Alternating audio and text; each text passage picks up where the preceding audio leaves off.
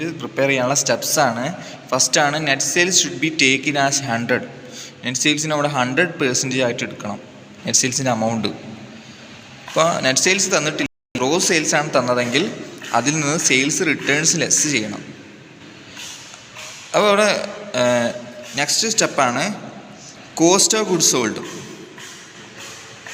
Cost of goods sold ആ net സെയിൽസിൻ്റെ എത്ര ശതമാനമാണെന്ന് കാണണം. അപ്പോൾ കോസ്റ്റ് ഓഫ് ഗുഡ്സ് സോൾഡ് ക്വസ്റ്റ്യനിൽ തന്നിട്ടില്ലെങ്കിൽ അത് കാണാനുള്ള ഫോർമുലയാണ് cost of goods sold is equal to opening stock plus purchases plus wages plus direct expenses minus closing stock.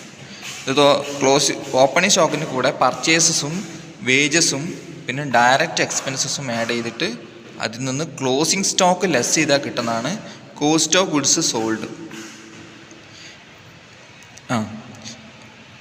അല്ലെങ്കിൽ അത് പേഴ്സൻറ്റേജ് ആയിട്ട് എടുക്കുകയാണെങ്കിൽ cost of goods sold divided by net sales into 100.